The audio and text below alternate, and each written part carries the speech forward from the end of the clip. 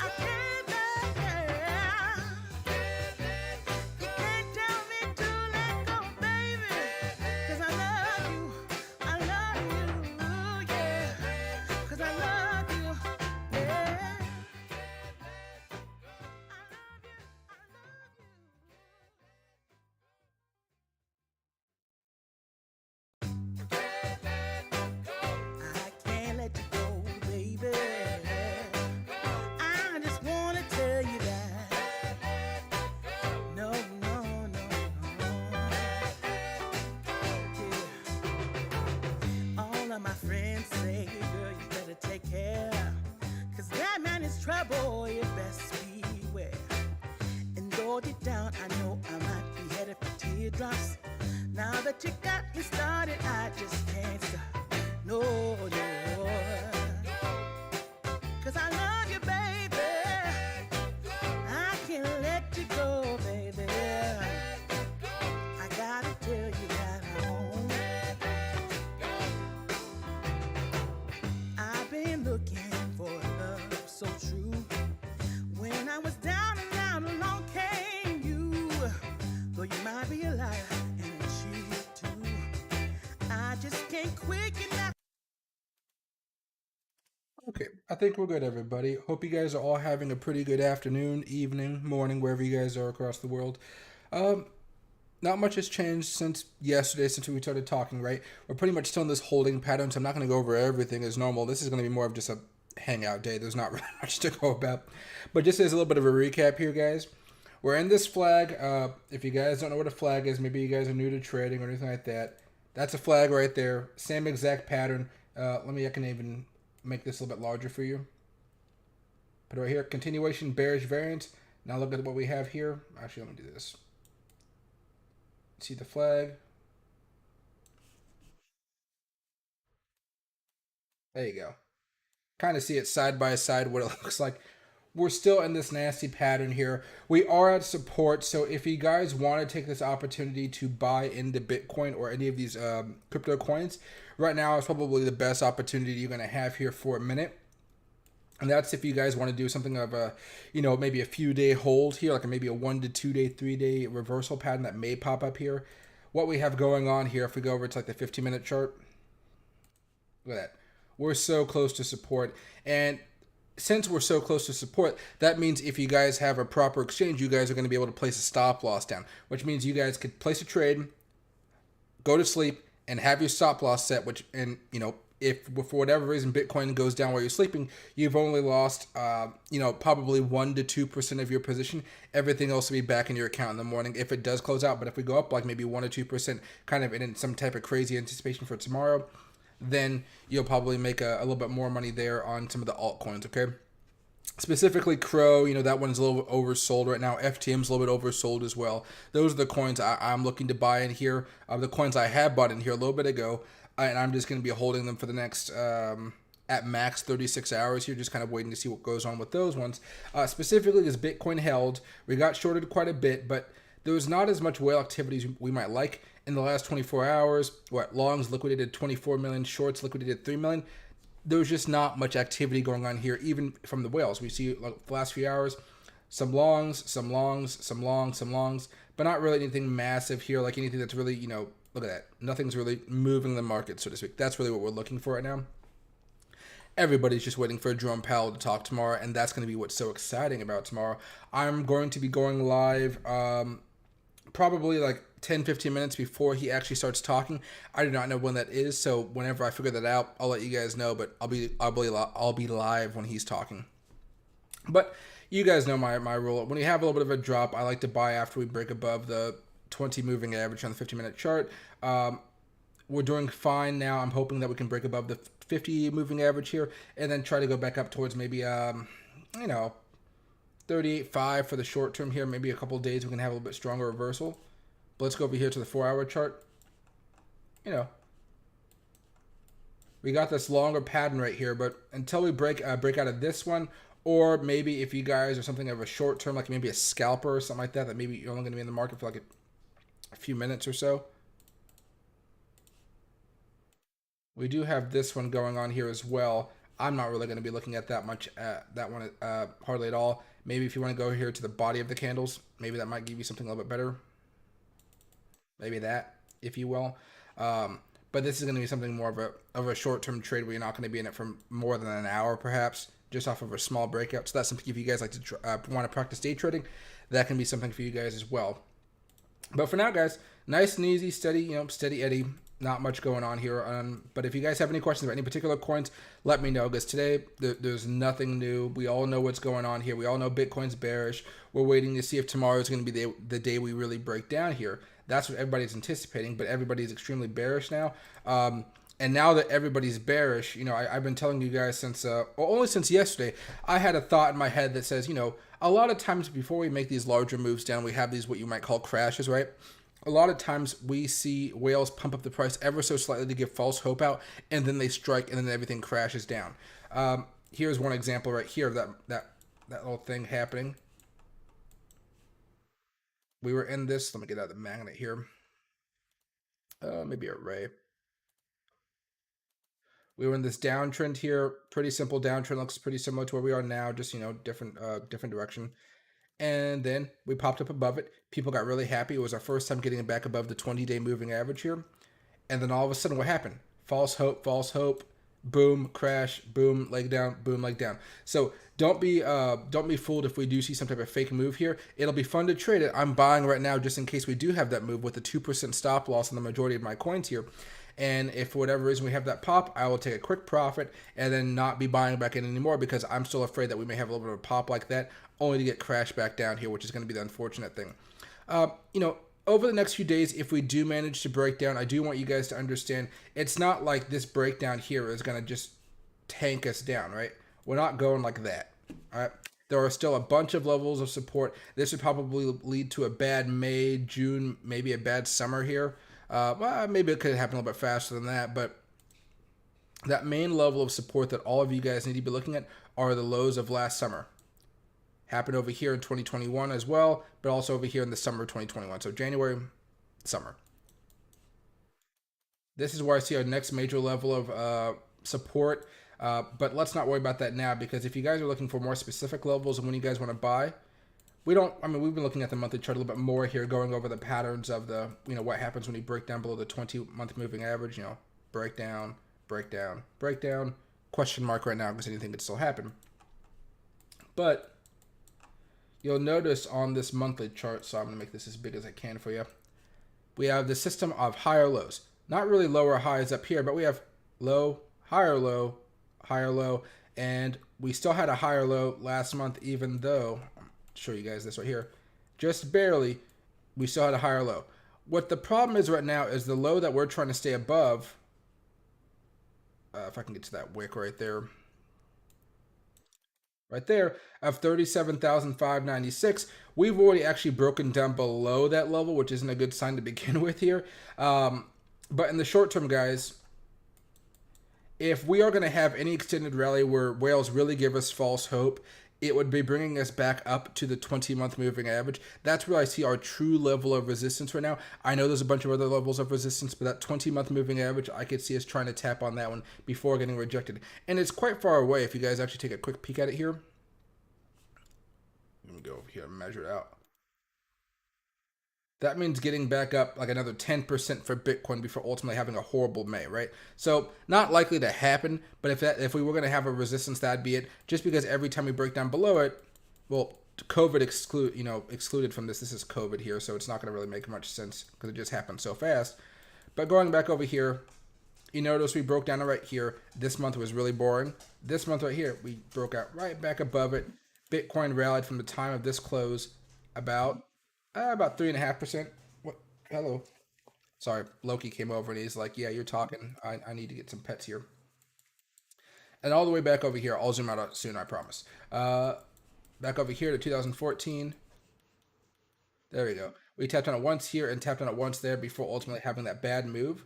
Maybe 2022 is a little bit different. Maybe because of all this Federal Reserve stuff, it's kind of different. But usually we do try to make our way back up there. Even if you go back to the, well, I'm not going to do it now, but even if you put the monthly 20-month moving average on a daily chart, you'll still get close to it as a small reversal. Okay. Weekly wise, guys, we're not looking good. I don't think we've ever had this many red weekly candles ever. So this is going to be something interesting to watch. Part of me thinks, hey, maybe this is all just a fake out for this last week here, and maybe we can have one reversal just to have a really bad week next week. But look at this. 1, 2, 3, 4, 5, 6 weekly red candles. We've never had this happen as far as I know. 4, 4, 3, 3. Even on like nasty times, we still have a pause, if you will. 4, 4. Look at that. 1, 2, 3, 4, 5, not 6. 1, 2, 3, 4, We've never had this bad of a stretch ever in crypto.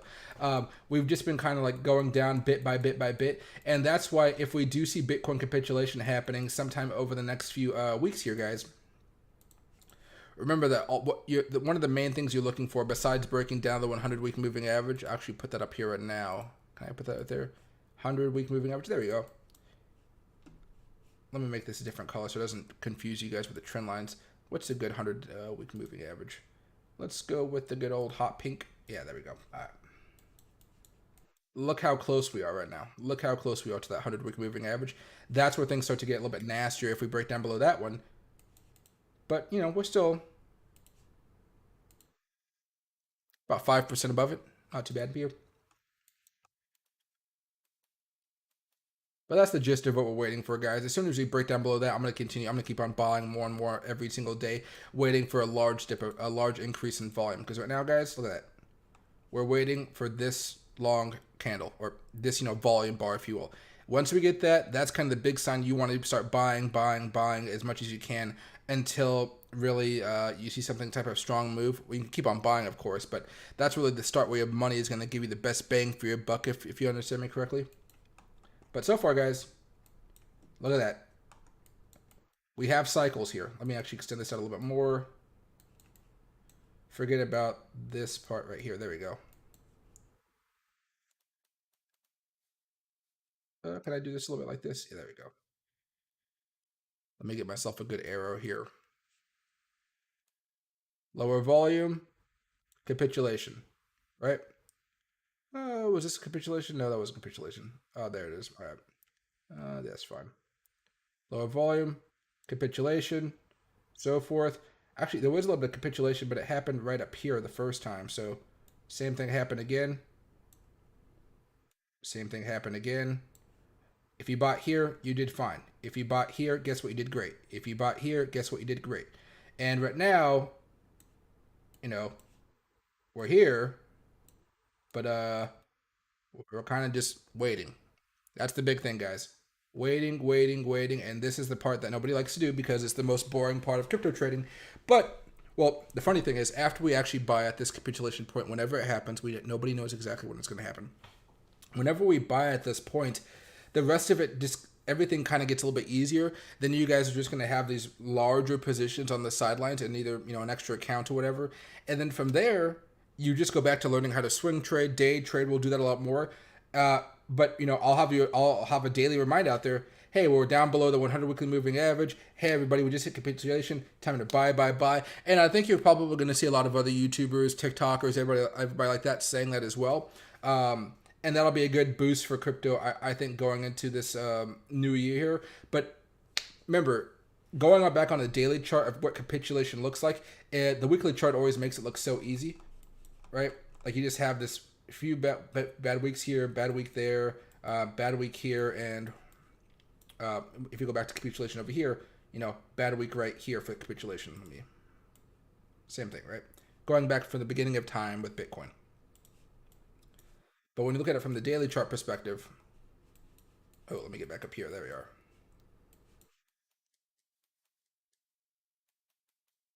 Capitulation happens right here. We continue going down. So don't be afraid if you guys want to buy a large pot here, then save like an extra 20%, 50%, whatever, and continue adding that every single day until you think we find a bottom. A lot of times the bottom tends to be the 200 daily moving average. So if we were to add that onto the chart right now, I probably have to have another indicator on here, don't I? That's fine.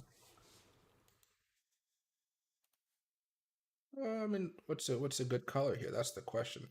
I'm never good at these colors. Let's go with orange, thick, 200, and weekly.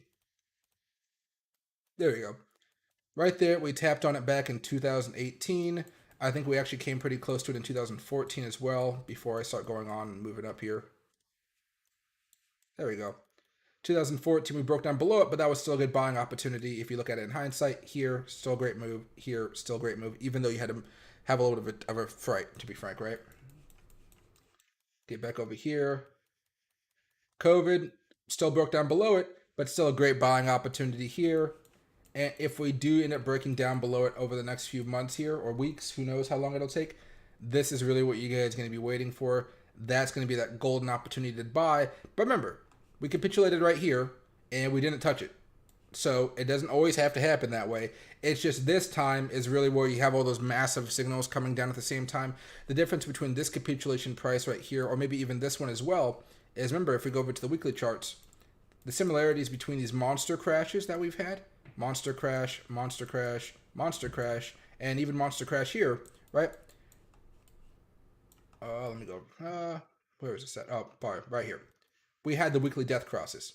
Weekly death cross here, 20 going down below the 50, 20 going down below the 50, 20 going down below the 50, like literally 1 week before all hell broke loose. And then right here, we finally have the 20 below the 50, right? This time we did not have the 20 below the 50, and this time as well, same thing, we did not have the 20 below the 50. And the last thing here is,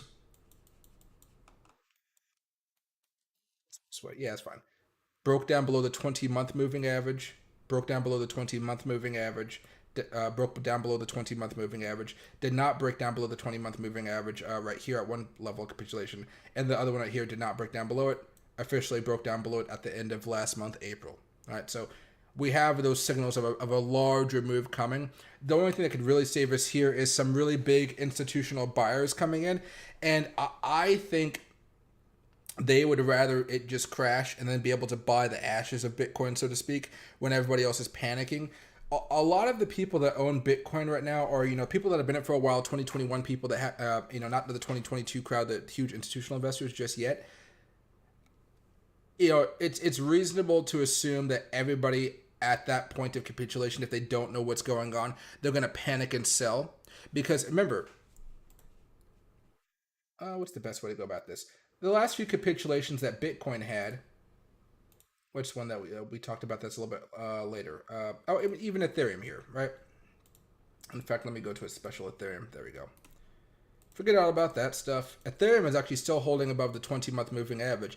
I think it's going to be big if they do not hold this level. I think that's what we're waiting for right now, which means this is going to be an important month as well.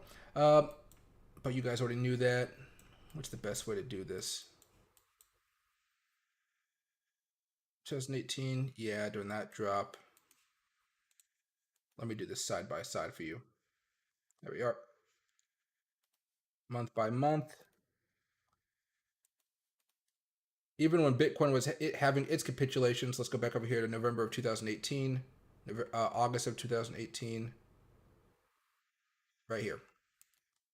During Bitcoin's capitulation point, Ethereum itself, still doing that, like just 2 month period of time, Ethereum itself went down 60%. Okay, so if Ethereum can go down 60%, imagine what your altcoins are going to do. Right? That's really the big thing here. So I'm not saying sell your longs. I'm not selling any of my longs. First of all, I don't want to pay taxes on any of the profits I've made, and on top of that, it's just not worth it for me right now. I mean, you can, but there's still always that subtle risk that we may just boom from here. Right? Not likely, but there's always that small risk. And why take it when you don't have to? I've been accumulating Ethereum for years, Bitcoin for years, XRP, Doge, everything. I've accumulated all that stuff for a long time. There's no reason for me to sell it. But I just want you guys to understand that when Bitcoin has a capitulation, it's a terrible time for everybody. Every altcoin, everybody's affected. Now, there are some altcoins that are kind of different and kind of stable during these times. Those are usually going to be the ones that have lower market caps, but they kind of have some type of utility that just has a loyal fan base, and they haven't really grown yet, been exposed to like shorts and all that type of good stuff, right? The one we talk about, BGB, a lot. I'm heavy in that one. But is there another one that I can think of that's probably going to be just as good as this one? Asthmatic, 2020. We talk about this. Even when the capitulation happened here in March, COVID, right? In Bitcoin, it would look more like right there. Looks nasty, right? Looks a lot nastier than Matic does. Even during that capitulation, from the opening of the month, Matic went down 70% just in that 1 month. Not even talking about from whatever high was up here when people probably bought, or even on this little spike that we had before. Everything goes down. So just mentally prepare yourself for it, but also mentally prepare yourself for the possibility that you guys will get a great opportunity to buy. Just don't panic after you buy. That's really going to be the big thing here. What's the best way to do this? We can just go back to Bitcoin here. A lot of stuff. There we go. All right. And then the last big thing I wanted to talk to you guys about here. Oh, there we go. So we did break above this. I took a long here just so you guys know. The Binance to Tether chart is the technicals aren't adding up as nicely as you would want them to right now. So just be aware of that. The best one I've seen that's been working is the Bitcoin to USD. So if we did that right here, you guys will see it just looks so much prettier. So just as a heads up, in case you guys have been using Binance charts like I normally do, switch over to the Bitcoin USD. It'll have that perfect line for you because you can see clearly this one is not being honored while this one is. This little tip for you. Now what I want to do, go over here. Let's open a couple chart layouts. We're going to talk about two more things. Let's go with GANs, and then let's just go with the moving averages here because a lot of people have been talking about some of the exponential moving averages. And then one last other one here, low chart tutorials for channel. I think that's what it's called. Okay, but there we go. Let's go 4. There we are. Still, no update with the first one. This is the weekly chart. There's nothing going on here. The next GAN level of support we have is like all the way down here at 33,000. Nothing really there for now, okay? Second one here. We've just broken down below it. It is still a level of resistance for us now, unfortunately. The next level here is all the way down to like 20,000. I don't think we're going down to 20,000, but we've just kind of, this is just kind of showing you guys we've hit this kind of bad area where the low for like the next few, like through summer, could possibly be about 20,267.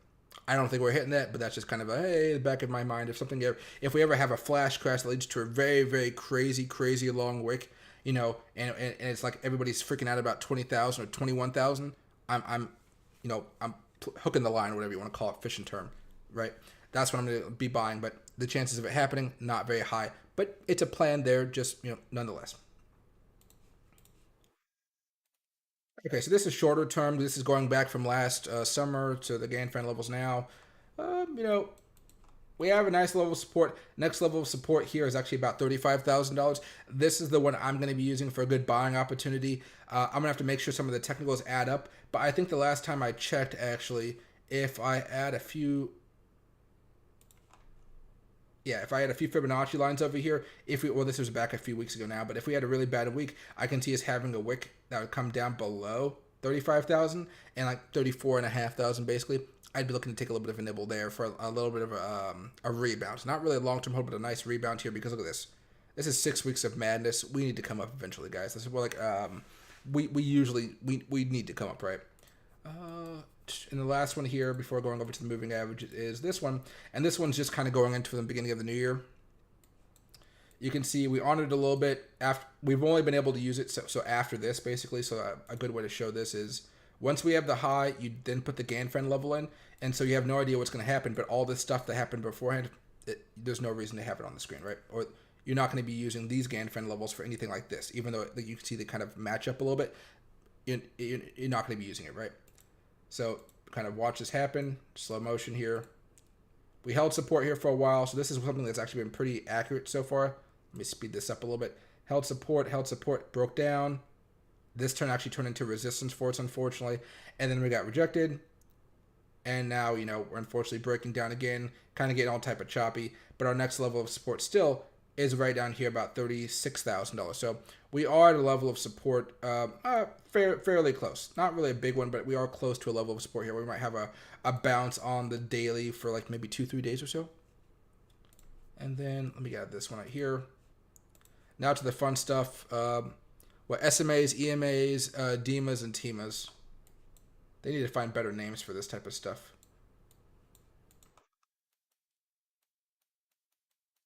There you go. Nothing new. We already talked about all the SMA type stuff here. But EMA finally had a death cross. That's fine. On the daily chart here, though, look at this. We're getting closer and closer for the opportunity to have a little bit of a bounce. And I think we need that little bit of a bounce right now. I'm hoping we can get it. Mostly because I just bought some crypto, right? I just want to have a short-term bounce before we ultimately have a pretty nasty time. But a lot of this is really going to just rely on what Jerome Powell says tomorrow about how hawkish he's going to be going forward. We all know that he's most likely going to do 50 basis points tomorrow. But during the next rate hike, is he just going to do 50 basis points, 25 basis points, or is he going to do something more aggressive like 75 basis points or 100 basis points, right? Not 100 really. He's not going to do that, but 75 on the extreme end. That's what everybody's going to be looking for. But remember, a lot of the stuff we're seeing right now is problems with supply chains. It's supply chain issues. And if nobody's really fixing the supply chain issues, we're just kind of letting it kind of fix itself very slowly, right?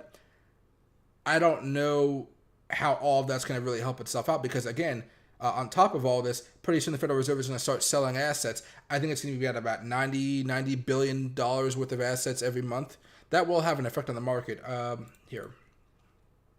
Jim Cramer defends Fed chair efforts against inflation. He may figure this out. See, even he may figure it out. Oh my gosh. But yeah, the Fed is also expected to announce the start of a program to wind down its roughly $9 trillion balance sheet by $95 billion a month starting in June. Again, remember, we talked about this back in February, March, and maybe no, mostly in February. Remember this, guys. They haven't even started to lower the balance sheet. After all this time, they still haven't even started to do it. They're being very slow, very cautious, but at the same time, because they're being so slow and so cautious, inflation really isn't getting tackled in the way it should be by the Fed, the central banks, whatever you want to call them. Those institutions, those financial institutions, they're playing it so safe, so slow, but it's still going to lead to bad results down the road because they're choosing between the lesser of two evils because they put themselves in that situation, and now they've chosen the evil no matter which way you look at it. You got to raise rates fast, causing a recession, or you raise them so slow that people we have average Americans hurting way more than they should. Because Jerome Powell's mission, as he kind of puts it, is after 2008, he saw the Federal Reserve as kind of a tool that just helped out the rich. He wanted to transform it into something that may help out everybody, like Main Street and Wall Street, that type of talk, right? And he's not really doing a good job on that, as you guys might have noticed as of late. But yeah, so that's kind of the gist of what he's looking for as far as the Federal Reserve and $9 trillion balance sheet, $9 trillion. It's going to be a big thing coming forward, guys. All right, but here, last couple things. Here's the DEMA, double exponential moving average. Coming down slowly. We have an opportunity to bounce back up above the 20. That's been a level of resistance for us actually ever since we broke down below it. Resistance, resistance, resistance. And each time we've actually had an opportunity to actually pop up above it. This is actually a level of resistance I'm watching pretty closely if we're going to have some type of reversal. Again, not likely that we have a full-on reversal, guys, here. Not likely at all. But because we have the Federal Reserve news coming out tomorrow, if he says something that's like more dovish, more happy, more not as aggressive as on the rate hike market, that may give us a short-term boost. Again, specifically because we know that Bitcoin's been following the S&P 500 and the Nasdaq more than we might like to. It's kind of been trading like a tech stock, which is why it's been so boring. If he does say something that's more dovish in the market, it's like, oh yeah, we've whined enough, we kicked in, we've been a brat, so basically he's going to give in a little bit and not do such aggressive rate hikes for the rest of the year. That'll be fantastic for Bitcoin, fantastic for the market. Again, not likely to happen because of inflation, how he's trying to help Main Street here, but if he says it, that'll be the good news, the catalyst that we need to have a nice little reversal here. If you guys go on Twitter, I think the only guy really bullish right now is the Crypto Rover guy. You guys know I think his technicals are pretty, frankly, bad. Where's this guy at? Okay, Elon's saying something. Where are we at? Here, okay, Crypto Rover.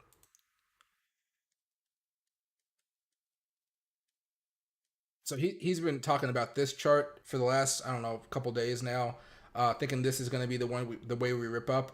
I don't know why he has the bar going there, but well, there's a reason for it, but it's not a good one.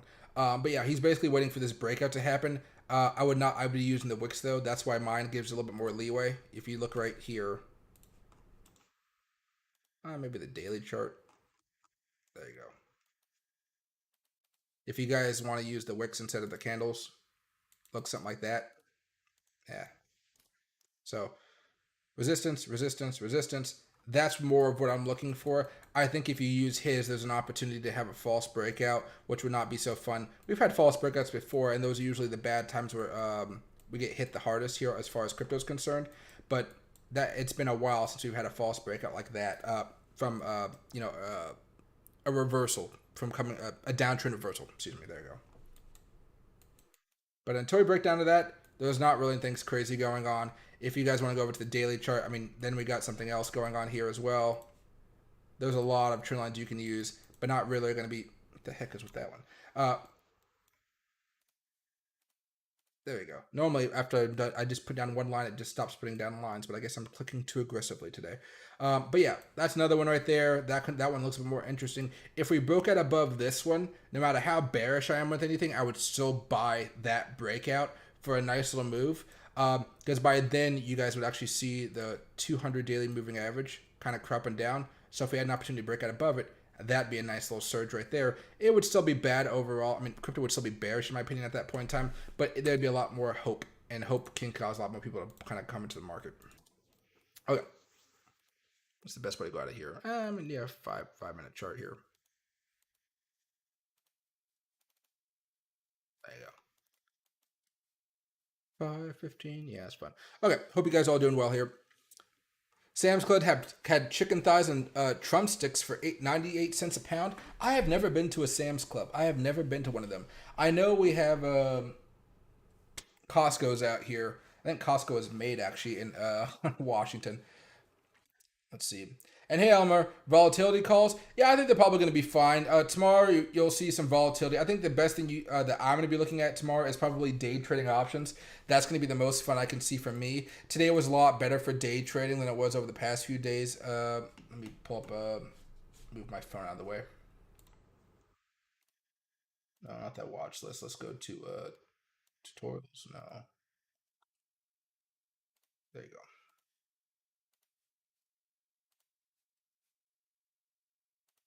15. Set hours here. This one's not going to look as nice as a tech stock, is it? Okay, well, I did some nice easy trades today, like just shorting that for a little bit. That was kind of fun. LHX, actually, I didn't trade this one, but I didn't actually look at it at all today. It wasn't doing anything. No, I had a little bit of a boom. Sideways is nothing for me to trade here. Apple, did I trade Apple? No, I didn't trade Apple today, but did it do anything interesting? Double top fake out, that's what it did. I didn't close down below it, I guess. Came up a little bit, double bottom fake out as well. Geez, yeah. Microsoft, anything big happened here? No, since it broke down there, nothing really else happened. So, but yeah, there was still a few more plays here this morning. I guess I did mainly trade PM. I traded AMD too. AMD only because it was at earnings today, so I thought there might be some more activity, and there was, but not as much as I would like. Actually, I only traded that. You can see a trend line from there to there. I traded that for like not even that whole time, like maybe 10 minutes. Nothing crazy. Anything else? Macy's, no. I traded Netflix today, but that's not actually on here, is it? No, it's fine. TD Ameritrade has my normal watch list. This is not it. Anything right here? No. Okay, that's fine.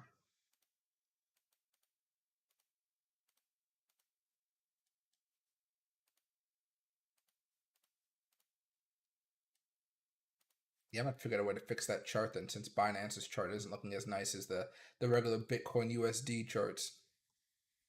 Oh, this is Binance. I'm gonna go over here. Coinbase, Bitcoin. There we go. Get rid of that one right there, and we should be solid. And hey, bye for yeah, guys. Thanks for liking the stream. I really do appreciate it. And what's that here? Hey, I'm on analysis of Doge. Doge really hasn't had anything special going on for it here over the last few days. Let's go over here. We're still kind of in this holding pattern. We are down below the 100 week moving average. I'm actually going to take that off because it's actually not too important for us at this moment in time. There we go. But we're just still trading in this pattern here. Pretty much like everything right now, we're kind of in some type of pennant or symmetrical triangle or a flag or something like that. We're in a pretty basic pattern, and we're either waiting for a breakout or a breakdown. Again, most likely breakdowns from the majority of these coins here, just because of how bearish Bitcoin is with the death cross breaking down below the 20-month moving average. Federal Reserve rate hike here, Russia banning oil pretty soon, or Europe banning Russian oil pretty soon, and the fact that crypto, the SEC has just doubled its kind of like crypto budget for going after fraud and stuff like that. Usually when they go after fraud, they mean they're just going after like Voyager for giving high interest rates, stuff like that. They don't have the priority straight over that office at all. But As far as Dogecoin, there's nothing really crazy going on. We've had the two big pumps here. What we say on this channel, if you guys are new, is if you guys are in Dogecoin and there is a big Dogecoin pump up, it's usually a pretty good opportunity to sell some of it off. You don't have to sell all of it off. And then after it comes back down, you could just buy more Dogecoin, which means at the end of the day, I mean, you could walk away with a profit if you want to, but majority of us, we just want to accumulate more Dogecoin, and that's an easy way to do it. That's why my main Dogecoin thumbnail for my YouTube channel, whenever I put it up, it says pop, then drop, because there's usually always a drop. And people always have the same question, like, is it going to continue going on? But I mean, here it didn't, here it didn't, this little rally didn't, this rally did not, that rally did not, didn't, right? Didn't do it there as well. Actually, this one kind of came off for a little bit longer. This one, it came up a little bit better. That was kind of nice. But this is all the way back of last year, right? So, nothing really crazy going on at that point in time. So, nothing special going on with Doge. Still a long-term hold, but get ready. If Bitcoin does capitulate, and that, question mark does, if it does, then that's when you're going to see Dogecoin probably go underneath 10 cents or so, maybe even under 8 cents. So be aware of that. Just like how Ethereum dropped down about 60% when Bitcoin capitulated, you're going to see that the same thing happened with a lot of these other altcoins. If I can go over here for you, maybe there's a specific day. In fact, I might be able to look up. So Ethereum, the same day Bitcoin capitulated, way back in the day. Let's not use the COVID example. Let's go back to 2018. I think it'll be better. So you can see, like everything else, that same pattern, lower volume, right? And then we hit that wall, that sell-off. We all know that week was bad. But the one day where we actually had all the volume, that one actually wasn't crazy. We dropped down about, from what data opened to wick, about 15%. That's what Ethereum dropped in one day. Now, if you put all that into context here with a couple weeks of dropping down during the capitulation period, Ethereum fell down about 60%. Right? So if Ethereum falls 60%, I have no doubt in my mind that Dogecoin can fall 60% or more as well. Or more.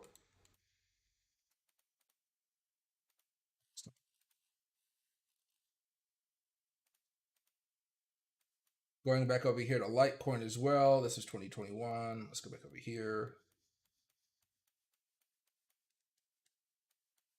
During that same capitulation period, there we are. 2019, bad.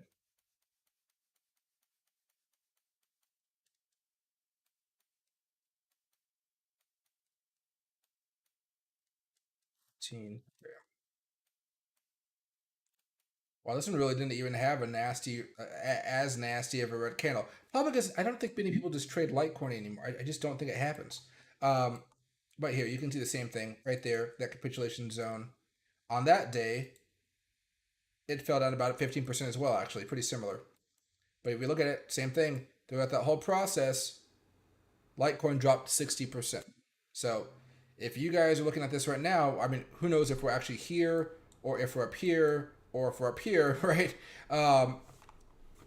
But whenever this thing really starts to hit us, still a question mark if you're going to be prepared for like just some miserable days. But the good thing here is one of the other ways you guys can trade capitulation is not just by buying and waiting for us to hit the 20 week moving average, right?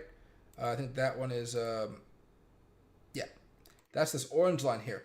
Instead of waiting for that, normally what you can do is as soon as we break down below this pink line here, which in this example is going to be the 100 weekly moving average, from there, you just start buying in a little bit more crypto every single day, a little bit crypto here, a little bit crypto here, and you're just much more free with your cash to be buying crypto. Now, if you're buying crypto at these levels, remember, you're thinking about this as like a 1 to 2 year hold, maybe not that long, but you're just waiting for like the next all-time high to kick in. That's what you're waiting for. And then once we hit that all-time high and then we kind of stagnate for like a week or two, that's when you're going to be looking like, okay, I need to start selling off some of these assets, and by then the assets will have given you over a few 100% returns for the blue chips like the Bitcoins, Ethereums, altcoins. You'll get hundreds of percents to thousands of percents to tens of thousands of percents, right? And in a lot of cases, well, if you get a really speculative altcoin, maybe it went to zero before all that happened, right? So there's a lot of stuff that can go on in these markets, but using the 100-week rule, right? After we have the death cross, after we have the breaking down below the 20-month moving average, if you guys bought every single day here, right? 1, 2, 3, 4, 5, 6, 7, 8, 9, 10, 11, 12, 13, 14, 15, 16, 17, 18, 19, 20. Let's call it a good 40 days. I'm not going to really do the math in my head here. But 40 days at $10 a day, that's about probably like $400, right? And then let's just say we have an average of up here, not even an average of way down here, just an average of right here before we get back above that, well, whatever level you guys want to look at here. Back up, well, actually, let's do this. Actually, maybe that's a little bit better to do. 1, 2, 3, 4, 5, 6, 7, 8, 9, 10, 11, 12, 13, 14, 15, 16, 17, 18, 19.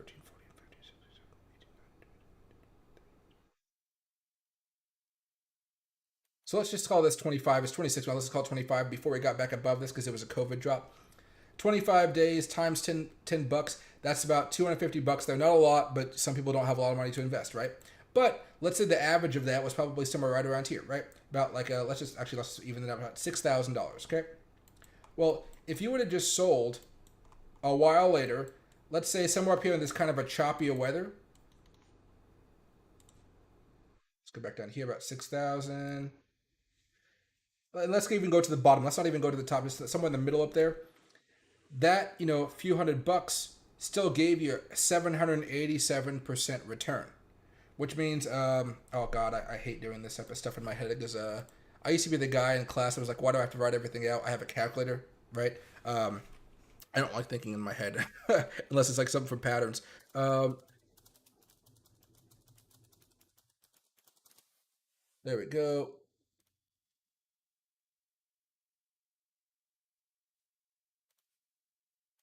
Percentage and increase calculator. There we go. Okay. So initial value, $250, right? And we want to increase of, what did I say? About 750%, right? Not as max. We're not going to get the high stuff, but something like an average trader where things get choppy, or even when the death cross happened, you can go from that point as well. But let's just even go below that, just to give you guys like, hey, this is on like a bad case scenario here, right? And 750, yeah, 750.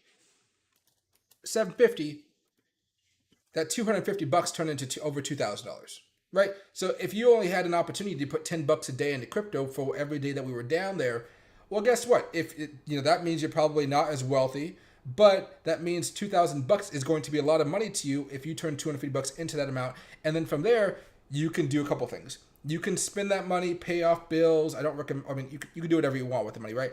But most likely, then next time what you do is you will practice. You can use that money for swing trading, day trading, while we kind of wait for the market to kind of reset and do the next level of capitulation. Or what you can do is just kind of put it into like a high interest account, like a Voyager, a BlockFi, whatever. Make money off of them, just holding the money. And then the next cycle, kind of rinse and repeat, and so forth. But you guys can make money a whole bunch of different ways. You guys can put it into stocks. You guys can put it in retirement, whatever you want to. But that's kind of the big thing here. But let's say you guys are able to put in, like $100 a day. So that jumped up to, instead of $250, it's now $2,500. That $2,500 in that whole process turned into $20,000, right? And I think a lot of you guys have the ability for 14 days, or just you have the ability to put $2,500 down if you guys want to, right? And that's off of like an average, right? That's not even buying off of the traditional 200 weekly moving average, which a lot of us are going to be doing here if we do hit it. That kind of brings into perspective of how much money you guys can plan to be making during this next Bitcoin capitulation. And again, even though the majority of us are now bearish on Bitcoin and we're kind of all hoping it kind of stays, even though we kind of all have this kind of like, oh, it's going to go down, that type of feeling, right?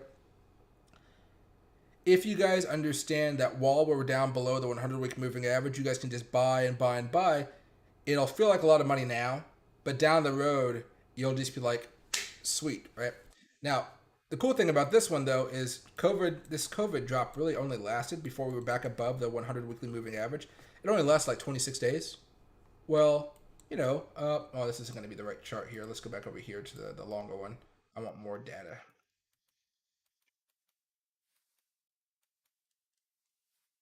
Before that, we were down below the 100-week moving average for a total of 177 days. Right? 177 days. So if you can be buying as much crypto as you guys can, left and right, while we're down below this level, and again, let's say you didn't even buy down here because you average maybe somewhere in the middle. Even if you average somewhere in the middle, like way over here, not even at the bottom, and you sell at the choppy time, whether right here, that's 143%. Right here, that's about 69%. You're normally not going to see those massive moves in the stock market. And I know this wasn't actually like an all-time high rally, but sometimes it's not always an all-time high rally. That's just kind of the way it is, right? We had capitulation, or what's an easy way to do this? Okay, put these arrows in the right spot. There we go. Capitulation, you start buying. A lot of you guys, if you guys don't want to do that 100, like, you know, $10 a day, $5 a day, whatever it is, if you guys just want to have a block of money and just buy it, right? Another easy way you guys can do this is just buy on the exact day that we have capitulation. Now, we talked about this a while ago, but if you buy on capitulation, Bitcoin still went down another 27%. All right, so this way is not going to be as, it's not going to always work. But again, if you go back in time, even buying there and selling there, you're still going to be looking at fantastic profits. And that's the real thing we're all here for, right? All we want is some life-changing money. I made some life-changing money last year off of Dogecoin, altcoins in general, and just holding a bunch of Bitcoin and Ethereum. That's where the I don't know, can you guys see this here? I mean, it's going to get really blurry for a second, and I apologize for that. Oh, my mic is in the way. But you guys can see the TV setup here. You know, that's what I did with most of my money. The rest of it just kind of went into savings. Because, I mean, to be frank, it was during COVID. What else are you going to buy? Oh, sorry, guys. It was COVID. What else are you going what are you going to do? Go out, have fun, go on a cruise? No, nothing. Everything was closed, right? And I used to live in Seattle and Tacoma, and, you know, there was nothing going on in Tacoma, Seattle during COVID. It was brutal. You just, you know, meeting friends, talking with techies, and techie people in general don't even like to talk with each other. So it was a pretty boring time. But yeah, so you guys can see this pretty closely. We're about 5% away from right now. I think that's what I said a few minutes ago. Yeah, about 4.5%, 5%. As soon as you start breaking down below that, that's when you're going to see a lot of fun happen in this market. And again, just remember, guys, after the death crosses, after the breaking down below 20, on those instances when we break down below the 100 weekly moving average, we have a really bad time. And that's where the good buying opportunity is. We had no death cross here. Let me see if I can actually pull this up for you. There. Weekly. So when this happened right here, we had a daily death cross, but we also had the weekly death cross. Right here, which is this point right here when we were below the 100 weekly moving average, no death cross yet, and also no breaking below the 20-month moving average. Going back a little bit further in time, last capitulation 2018.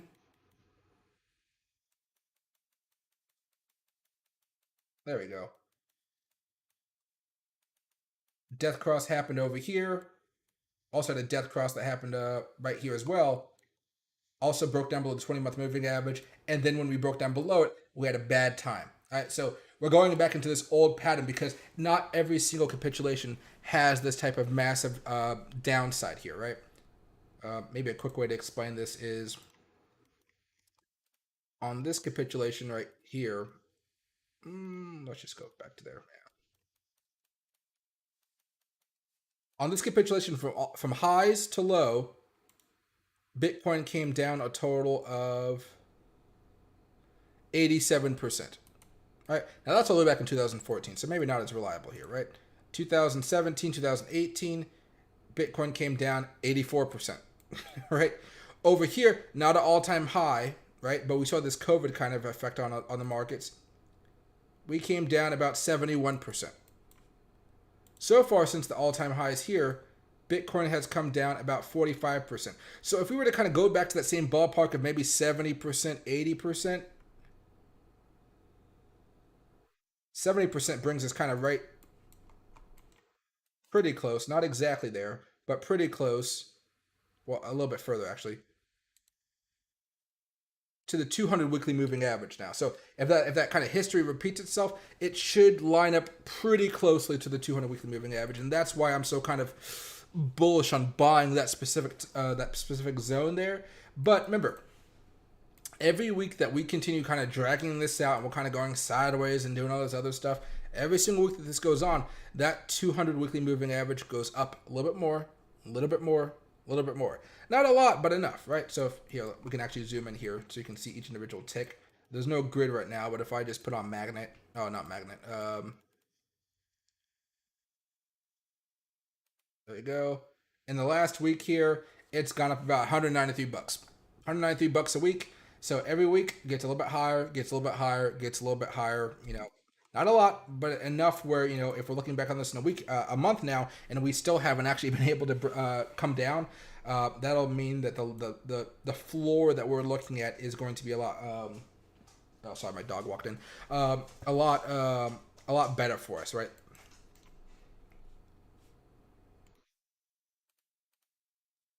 And is this the right one? No, that's not the right one.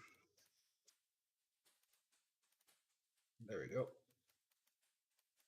Get all those GAN fan lines in there. I'm so mad that the Bitcoin Tether one doesn't match up as much as these other ones do.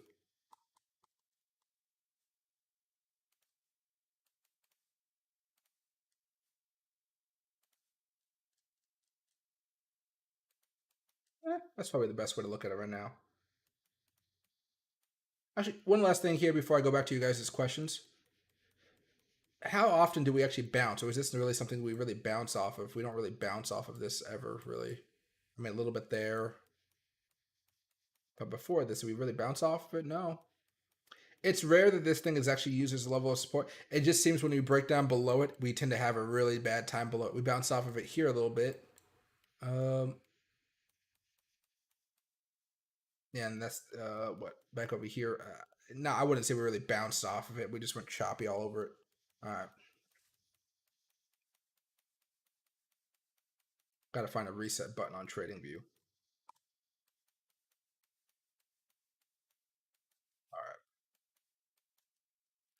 but the good thing here is we're looking for whichever way we end up going, guys. We're looking for a massive move. That's one of the reasons I've been buying up crypto even at these levels. Now, granted, not a lot of crypto, of course, because all the bearish signals that we've been looking at. But I've been buying enough, so if we do have some type of major reversal over the next few months, I would be happy with my returns going into next year. Again, not likely. I haven't been buying a lot, but I've been buying enough to make me happy. I'm really saving the bulk of my capital for a larger tap on that 200 weekly moving average and that capitulation coming on from the volume, right?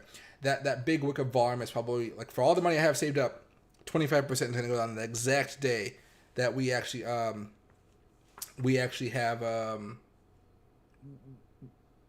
that large volume candle, if you will. Then the last 75% will be going off of different points. 50% will probably be going into altcoins the day Bitcoin taps on the 200 weekly moving average. And that last 25% will probably be, once I feel like we found a good floor in there, I might add maybe some into Ethereum specifically for maybe a 2 to 3x leverage play. And then from there, I'm going to hold on to it and probably keeping a little bit of my capital on the side just for some margin help there. So that's kind of my plan going into it. But my plan is very cautious that we actually I'm trying to buy as close to the bottom as we can. But I'm giving 25% there from the day we capitulate, because for whatever reason, maybe we have a nasty red candle that comes up massive right here, like this all of a sudden over the next few days, and then we drop down to just to 30,000, maybe even 28,800, like the lows of last year. Well, that means that 25% that I'm talking about, even if it's that far away off of the 200 weekly moving average, I'm still going to be adding that in at that point in time, right? So, but again, when you guys look at it, you're going to notice how big these candles are compared to everything else. Huge, huge, huge, huge. Don't know what's coming up next, but it's going to be huge, right?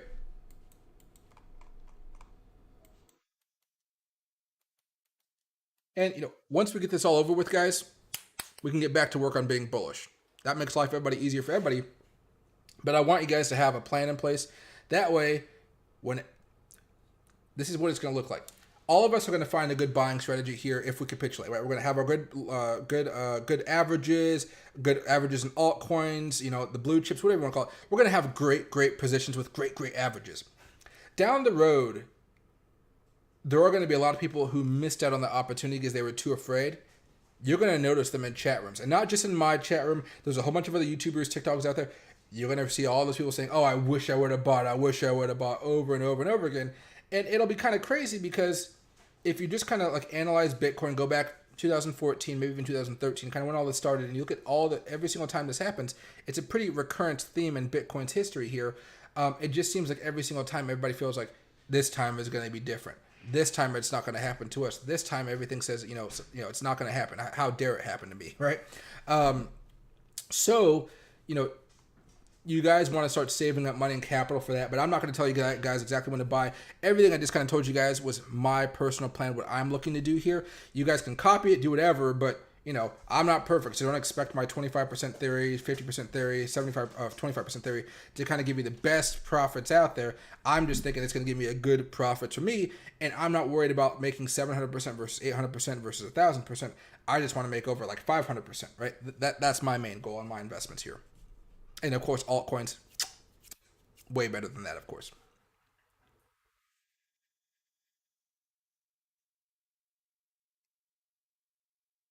That's right here. And hey, Ken, Costco, Sam's Club, same thing. Oh, see, I just never been inside of a Sam's Club. I don't know what they are. I mean, I know they're like a Costco, but I have no idea. All I know is Costco has good pizza, good hot dogs, and they're cheap, and they have some type of good blueberry-ish ice cream thing. I'm a jigger. I love Costco, but I haven't been inside of a Costco since before COVID. That tells you how long ago I've been. I go to the Korean version of a Costco because they have a whole bunch of cool stuff, and it's like cheap, and I can order like a whole freaking duck for like $15. It's amazing. Costco, I think they have the chickens. That's their good thing, chickens. And hey, Tony, 36 and 32.5, then 29, then rocket ship. Yeah, exactly. Everybody has their own opinion on this. I'm hoping we even go lower than 29K, all right? If we only go to 29K, I'll actually see that as a little bit of a disappointment because that means I wouldn't have been able to buy as much crypto as I wanted to. But going back into that, then I'd probably have to wait for the next golden cross here, like a weekly golden cross. So going back over here very fast before I keep on going down the list. See, the 50-week moving average or the 20-week moving average going above the 50. Ooh, that's nice and bullish right there. Same thing happened right here. Nice and bullish right there. Right there. Nice and bullish right there.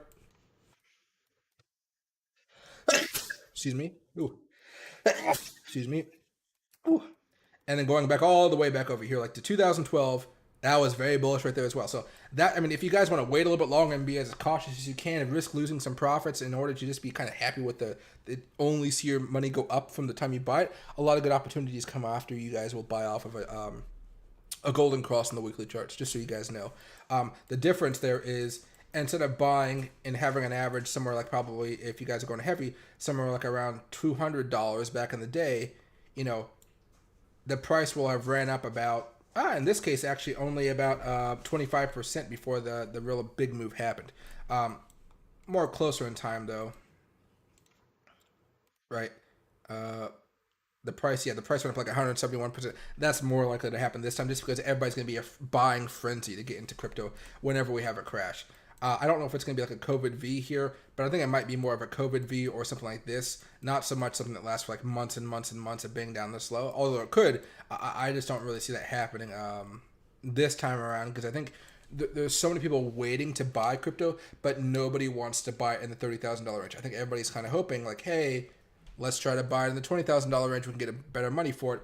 Kind of how like people have been talking about getting that Browns quarterback, Baker Mayfield, but they know that the Browns don't want Baker Mayfield, so why trade for him when you could just wait for the Browns to just cut him, right? And then you can get him for a good deal, most likely.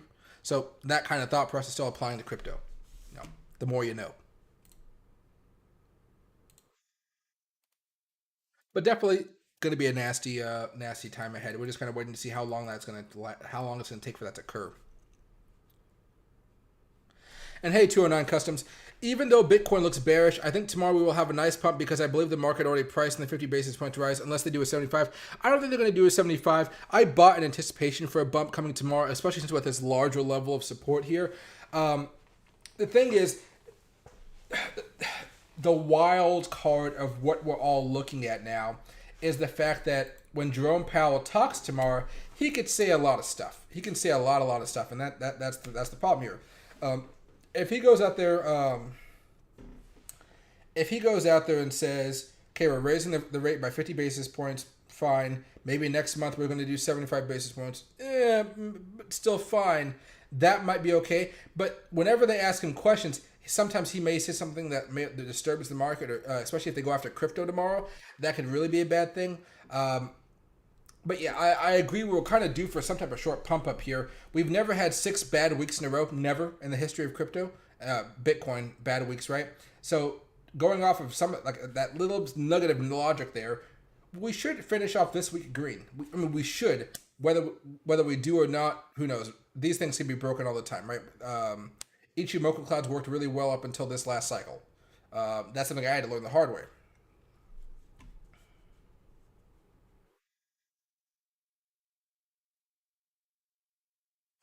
Hey, FTM. Yeah, I have a long on FTM right now. I bought it a couple days ago.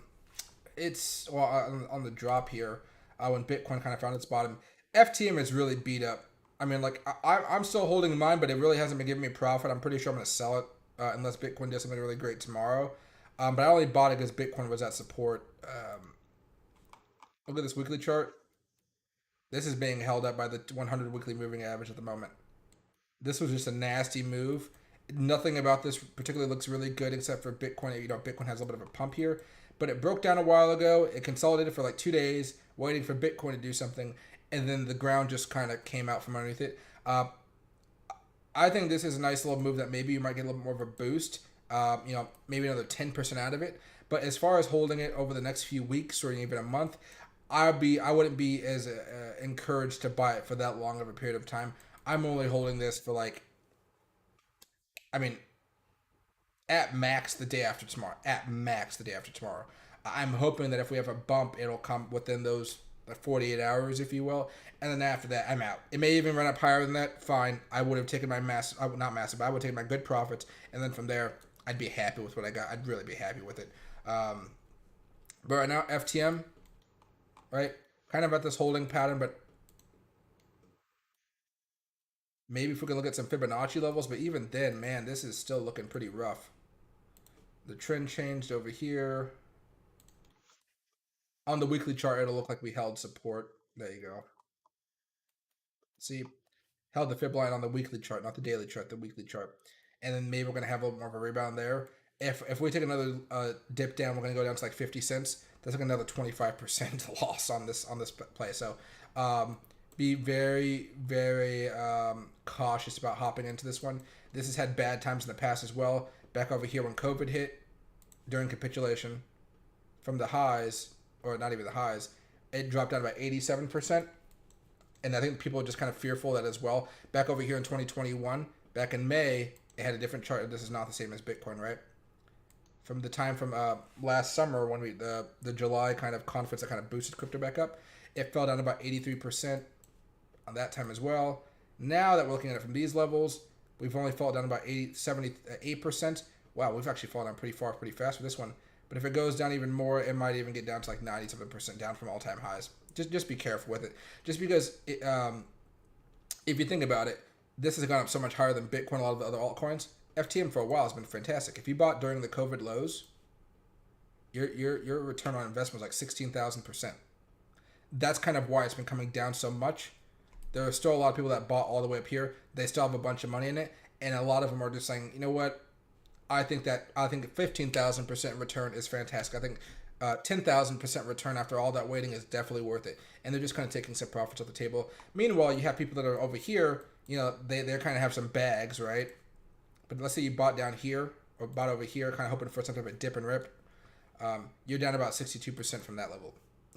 FTM, ICP, a lot of these ones jazz me. They're not going to be really good if Bitcoin does decide. Well, they're not going to be good whenever Bitcoin capitulates. They're going to be terrible, like absolutely atrocious. So probably fine for long-term holds, but I'm not long-term. I'm not holding this long-term Phantom, ICP, nothing like that. ICP somewhat similar. Let me get out of all this stuff. This is a different chart than I'm used to, but it'll do fine for now. This is just in a solid downtrend.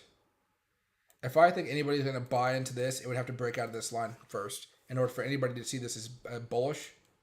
But until then, ICP is going to keep on going down and just hit a new low last week. Another new low, right? My personal buying price is I don't really want to buy this until it goes under $10. Can you believe it used to be in the hundreds of dollars? It opened up at a price of like 250, and since then it's gone down about 95%. This is like the definition of a penny stock right here. But you're going to see a lot of coins like this one. What else did I say here? Jasmine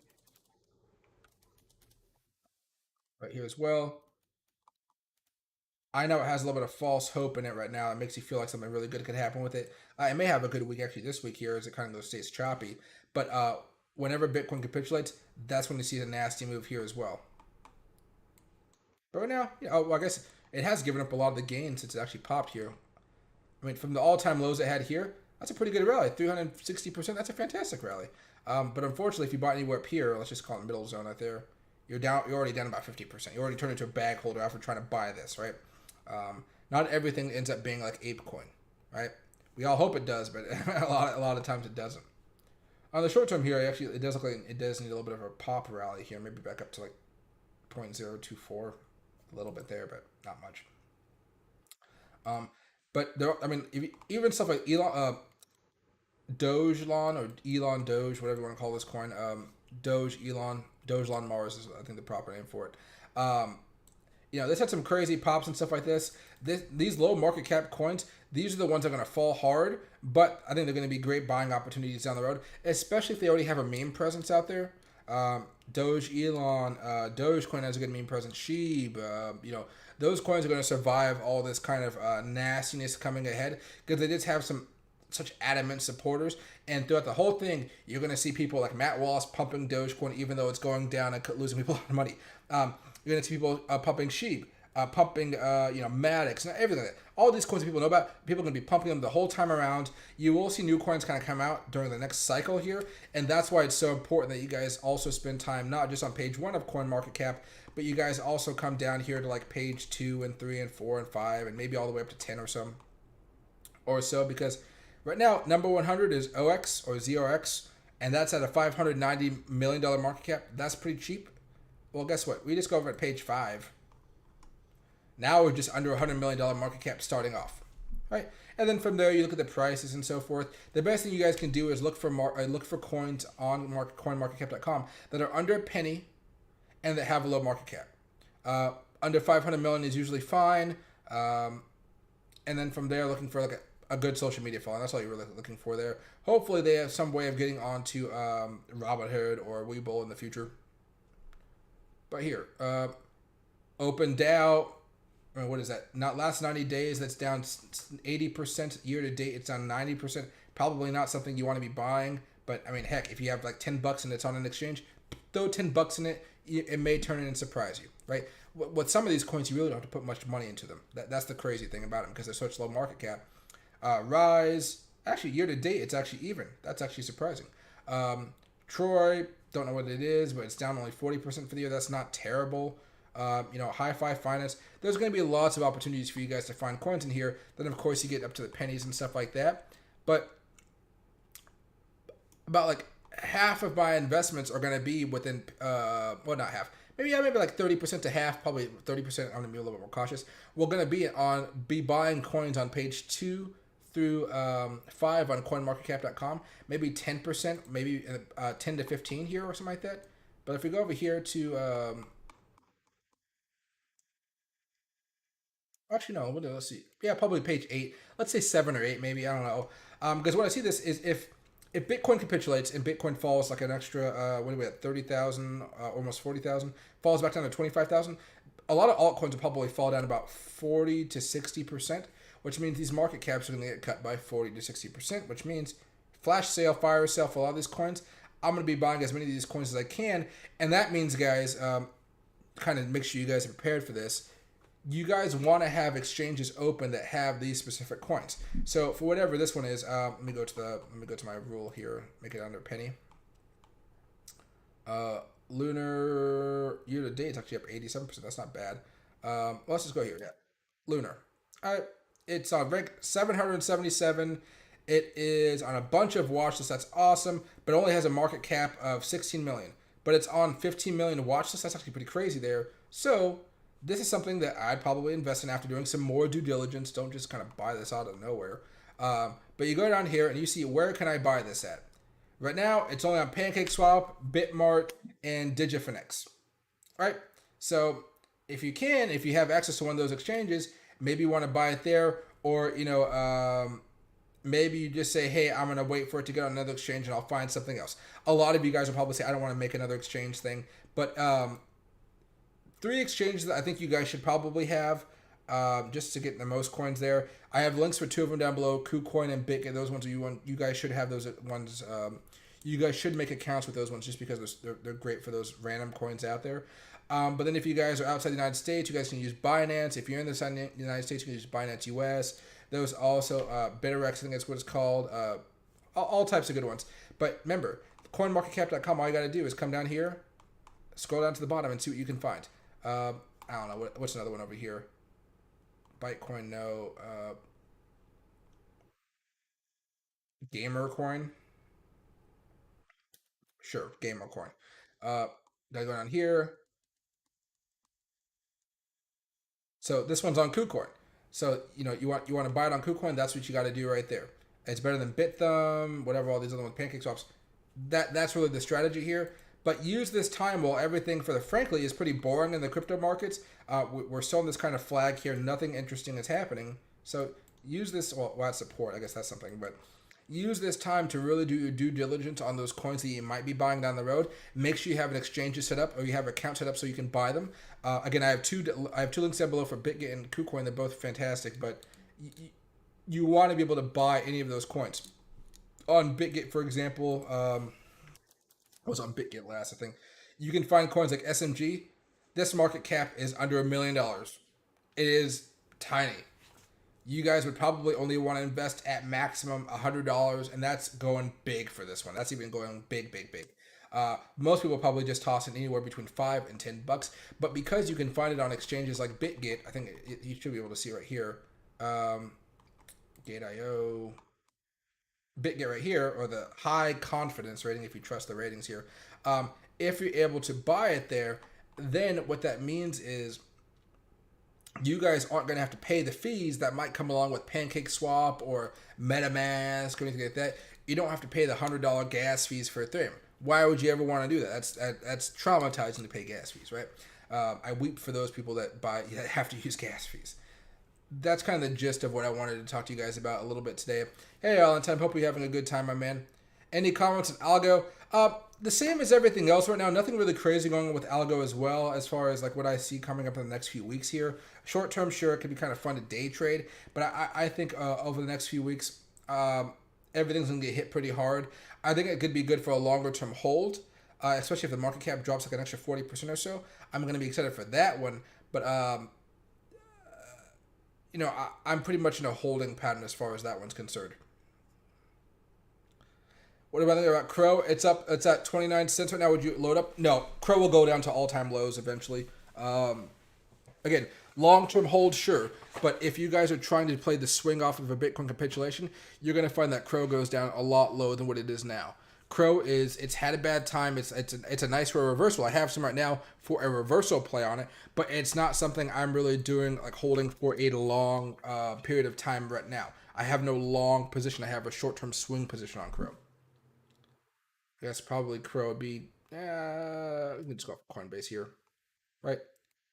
Short-term pop. I mean, I'm only holding this again, like just like some of the other coins I talked about, FTM. I'm only holding this for the max of another 48 hours. At max, another 48 hours.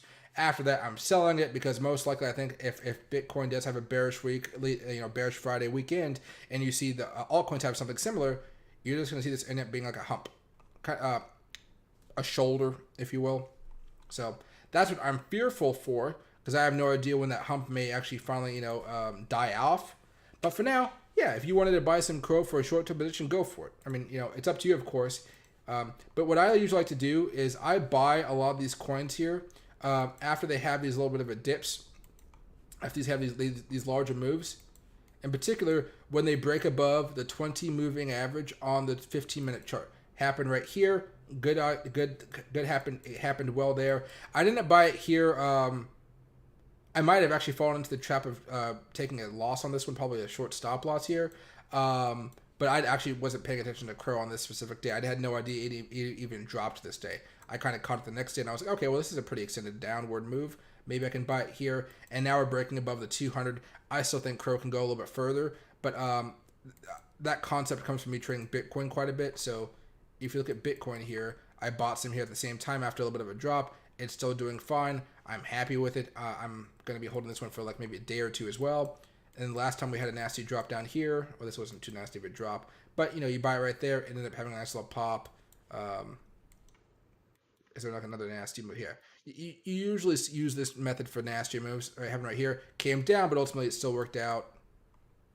It worked okay there. It didn't work okay there, but I guess that wasn't too much of a crazy move. The good thing here is when you have this move plus this move, it looks a lot more drastic, if you will. But it's usually better for these larger down moves, right? So it happened right here, it came back down, came up a little bit, ultimately ended up coming up, but that's still a little bit risky there, so it didn't really work out as much as I would like it to, if that makes sense. Same thing happened right here. You buy it right here, I guess. It worked out, nice pop. It doesn't always have those nice pops. Sometimes you just have to take what the market gives you, unfortunately. And hey, Crypto Hash, yeah, I'm always day trading, but right now I'm more day trading options. The crypto market's fine, but I've been doing more swing trades in the crypto market right now, but just because everything's been so choppy, I'm doing everything with tight stop losses. And remember, I'm waiting because BitGet pretty soon says they're going to put trailing stop losses on their exchange, which would be revolutionary. So I'm kind of hoping and waiting to see if they're going to do that properly, or if they're going to run into some type of issue like every other person has had, and then they might need to work on it a little bit more. So they say they're going to get it done by the end of the month. I'm hoping they're right, but you know, there's a reason not everybody else has been able to do it there. And hey, Ed, I'm way in the red. You're not the only one, my man. The best thing you could do right now is probably just continue to save up capital, save up money, and then if Bitcoin decides to drop down again and we capitulate, then that'll be a good buying opportunity for you to kind of just shove some money into it and then just kind of wait it out, and then I'll kind of make you some good money down the road. Or you know, if you want to take the tax approach, the easy tax way, you can sell for a loss, probably a sizable loss if you're like really deep in the red, and then from there that'll help you out in the taxes next year, and then you'll have that capital plus the capital you're saving right now to buy in the next time Bitcoin capitulates. And remember, you know, when Bitcoin capitulates, let's go to the day chart. You know it's happening. Oh, that's not the right one.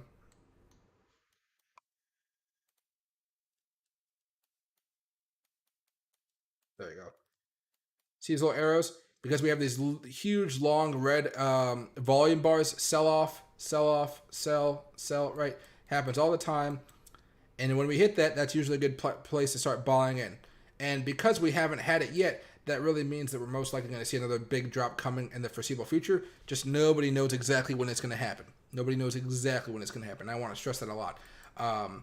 Because my fear is, frankly, I mean, it's not really my fear, but, you know, for you guys, I know that, I mean, I think we may have a short-term reversal here over the next 24, 48 hours. And I'm trading off of that idea. But I think what's going to happen here is we're going to see all the YouTube people, Discord people, TikTok people, Twitter people, whatever. They're going to say, oh my God, this is where the rally starts. And there's going to be a lot of people looking to buy at that particular point in time, just to be slammed back down a few days later. And that's what I'm really worried about, going forward here.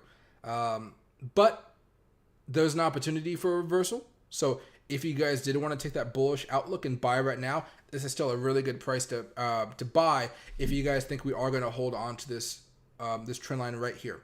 And so far, we've held. And if we have a bullish day tomorrow after the Federal Reserve meeting, then we'll have a nice little pop here in Bitcoin. People will feel kind of nice and happy. But just understand we will be in a little bit of a pickle whenever Bitcoin does capitulate, which is going to have to, right? We have all the signals. Death cross, death cross, death cross, death cross. Every time bad stuff happens afterwards. And then, of course, broke down below the 20-month moving average, broke down below the 20-month moving average, broke down below the 20-month moving average. And now, we didn't break down below the 20-month moving average here, actually, but we just broke down below the 20-month moving average here. So fun times ahead. Don't let it stress you out, but we'll all have good buying opportunities over the next month or so, which will be great for everybody. That plans ahead for it, I guess I would say. And hey, Conan, everybody's going to be buying heavily on that flash crash. It'll be really exciting to see. But that's going to be one of the times where you guys have to have that volume on your screen so you can really see the wall setting itself up. Because if you don't have the volume on, because I normally don't have the volume on my charts here, you guys won't. Oh, geez, those lines look so awful now. There we go. You can really see how long those candles are compared to everything else. Everything else. And you see how long we've been. Look how long it's been since we've had that capitulation. Normally, it's pretty fast, right? So, distance from this capitulation, about 248 days or 284 days. From this one, from the high to low, about 263 days. From here to here, 296 days. This short-term one, mostly because COVID kind of put this one into play. That one was only 130 days. And so far, since the last capitulation, it's been about like 359 days, almost a year. We're due for it. I mean, we're just due for it. Doesn't mean it's going to happen tomorrow, the next day, or the next day after that. It just means it's coming up. That's really the big thing here that you guys need to focus on. Can Crow ever make it to $10 to $500? $500, not a chance. $10, maybe, but that's going to take years and maybe decades. And by then, I don't know if people are going to have a valuation of it for that, right? The problem with companies like that is they have stocks as well. So Crow, whatever it's called, Kronos, they're probably gonna be a publicly traded company, all that good stuff. When they have a bad earnings report, their coin will crash, right? That's the type of things you have to be watching for down the road. Or hopefully they can just stay private and be good there. But it's really going to depend on when all this bad stuff goes down. But Crow, I mean, sure, it'll be a good long-term thing. It's a great app. They got Mark Wahlberg, whatever that's worth. They have a great staking program, but I think there's a lot of people right now looking at the Crow staking platform or the program there, and they're probably freaking out like, hey, man, they promised me like 10% yearly, and in that same time frame, right, the price of Crow, they thought they might be looking at a profit there. So let's say you bought at the height of Crow, not even at the height. Let's just say you bought over here on the way up, or let's say on the way down. You thought you might have been able to find a nice little bottom there or something like that. Well, if you did like a 10% stake on Crow, you're hoping for for Crow not to really do much bad. That I mean, since then, Crow is down about 47%. Is it worth that 10% stake? No. And I think that's why you see people selling off, and they're probably, as soon as, they're probably exiting their staking positions or just getting out of them any way they can. And they're just saying, hey, I like Crow, but I'm going to be waiting for this to crash down a while longer because I think if Bitcoin capitulates, this is going to come down as well. And guess what? It's most likely going to go to all-time lows if Bitcoin capitulates, and that means it may actually go down to like, if it's at 30 cents right now,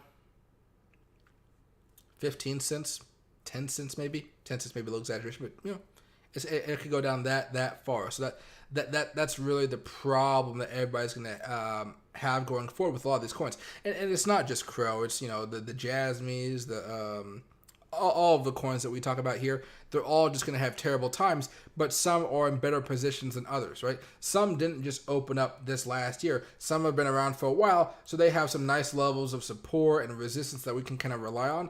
Because this coin was kind of popped up in 2021, there's nothing there. And a good example of this, of course, is going to be going over to ICP. What happens in a bad time, when you just enter the market in a bad time. This was back in last August, right? November, all-time highs. We thought we were going to do fine.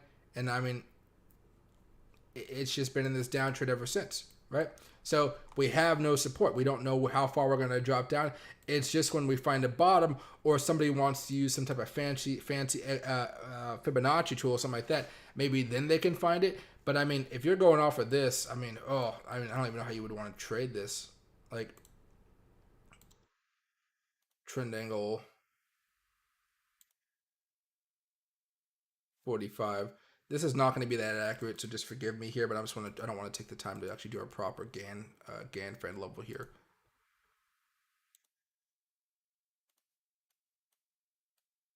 I mean,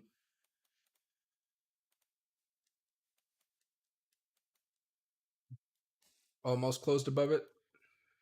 The weekly charts are usually better for these GAN fans, but that's pretty much the level of resistance we ran into right there. I there's nothing from a positive 45 degree angle we can do here. A lot of coins are going to be looking like this basically, right? Now maybe not as choppy or anything like that, but you just can see this natural progression of just going down, down, down, and they'll be cheaper. They'll be fantastic. But even though ICP's been coming down this much, I want to remind you. Get back up here.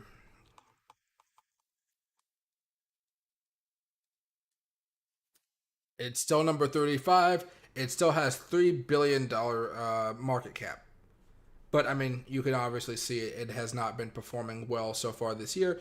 But it's not the worst performer. Year to date, Filecoin's down 60%, while Internet Computer's only down 50%. VeChain's down 44%. Ethereum Classic's down 22%. XLM. So Algorand is down 60%. So it's not the worst performer this year. It's just been the worst performer for the last year, the last year, right?